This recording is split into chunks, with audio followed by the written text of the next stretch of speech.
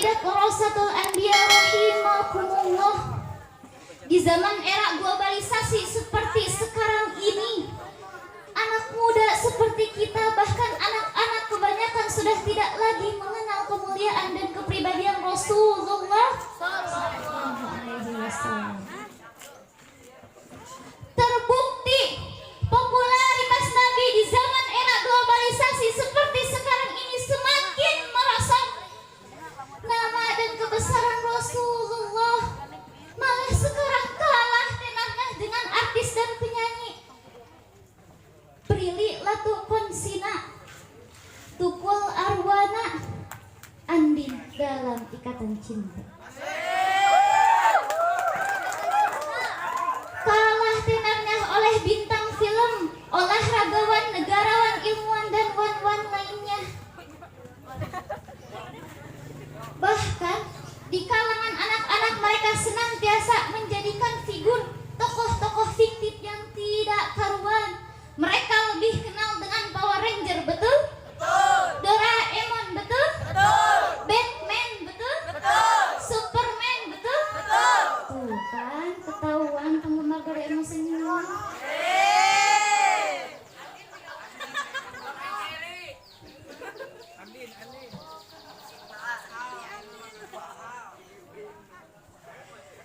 Hadirin wal hadirat rahimakumullah. Seharusnya kita sebagai seorang Islam, sebagai seorang Muslim mempunyai suri tauladan tersendiri, yaitu dari Rasulullah Muhammad SAW. Karena beliau merupakan manusia yang paling sempurna, paling khusyuk sholatnya, paling rajin puasa sunnahnya, paling baik pendapatnya, paling bijaksana perkataannya, paling sempurna ibadahnya. Beda sama kita, terkadang dalam beribadah kita ada keinginan ingin dilihat orang lain. Betul apa betul? Betul. Apalagi zaman sekarang ini guys, di mana segala sesuatu bisa dijadikan bahan status. Bukan apa-apa tapi apa-apaan. Mau kesini saja sempat-sempatnya membuat status. OTW lomba pidato, OTW ke pengajian. Bahkan status religius sedang menggandrungi para anak remaja. Gayanya ambil wudhu, pakai mukena, siapin tongsis cetrek, di-upload ke sosial media. Bahkan yang lebih update-nya lagi, jangan ping aku karena aku sedang ada dalam rakaat pertama. Kakak lagi sholat ya? Nggak percaya? Nih aku fotoin, cetrek, di-upload ke sosial media. Aku sedang ada dalam rakaat kedua.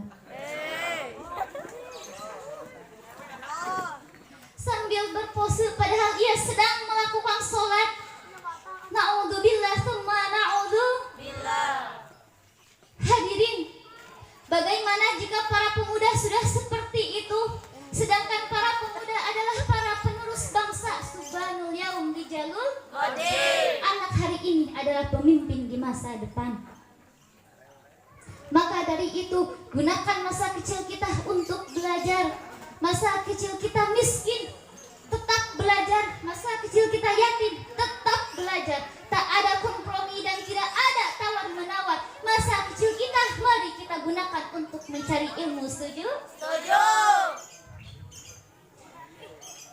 Sekarang kita mencari ilmu di waktu kecil.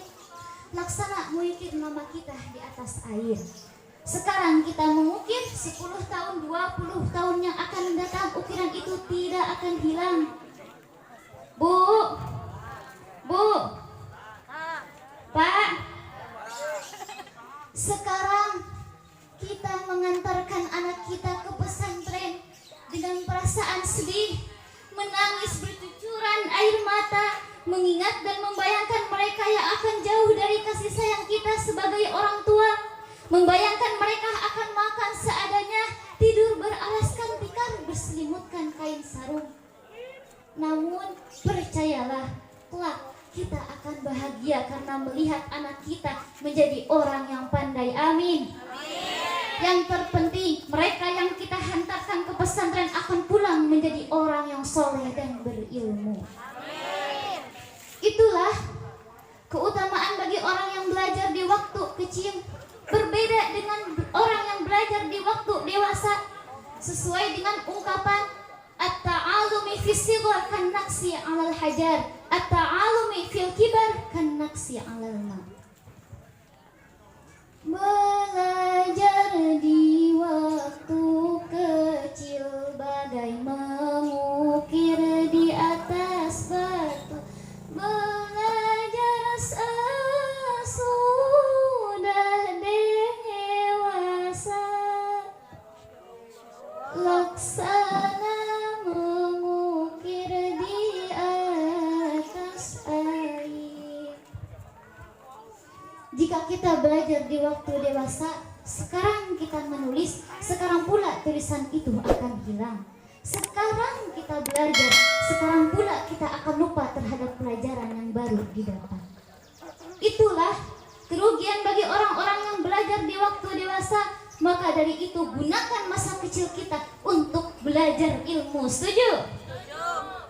Karena perjuangan yang akan kita hadapi berbeda bentuknya dengan perjuangan-perjuangan yang dahulu dihadapi. Jika dahulu para nenek moyang kita berjuang di medan perang, bertumpah darah, penuh kesengsaraan, makannya hanya nasi dan garam, sakit pun tidak ada obat-obatan, sehingga NKRI bisa berdiri, terbebas dari jeruji besi, terbebas dari penjajah yang keji.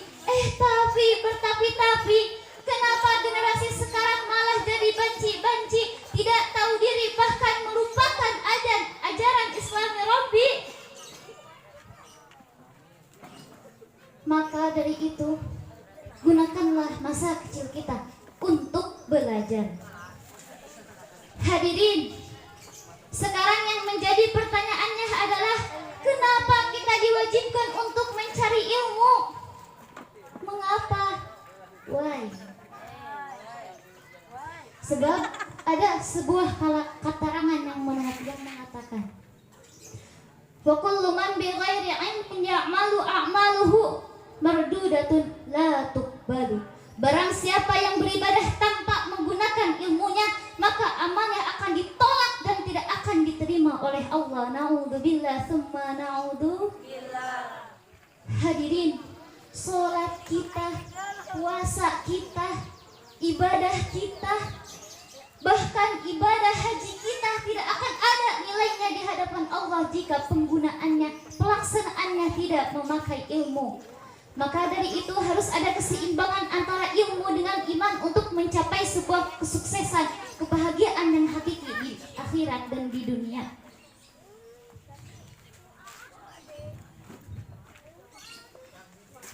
Hadirin wal hadirat rahimakumullah. Namun ingat hadirin, ketika kita sudah menjadi orang yang sukses dengan ilmu kita, maka jangan pernah berhenti untuk berpikir, mengapa kita bisa menjadi seperti sukses ini? Mengapa? Siapa orang-orang hebat yang ada di balik kesuksesan kita? Mereka adalah guru-guru kita. Tanpa ilmu darinya kita tidak akan bisa menjadi orang yang sukses. Tanpa doa darinya kita tidak akan mampu menjadi orang yang sukses.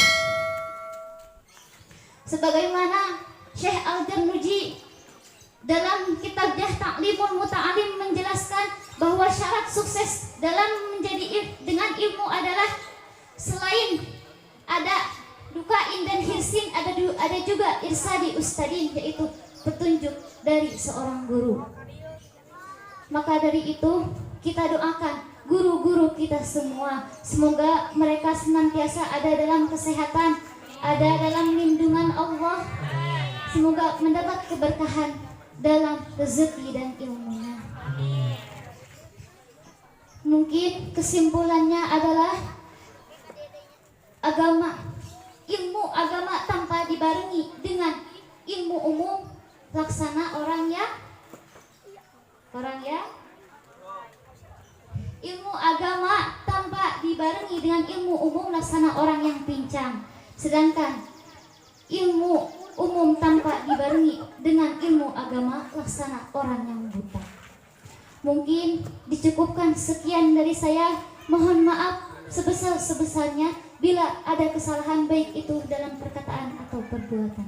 Wallahu muwaffiq ila aqwamit thoriq. Wassalamualaikum warahmatullahi wabarakatuh. Waalaikumsalam warahmatullahi wabarakatuh. Tepuk tangan berkat. Alhamdulillah ya.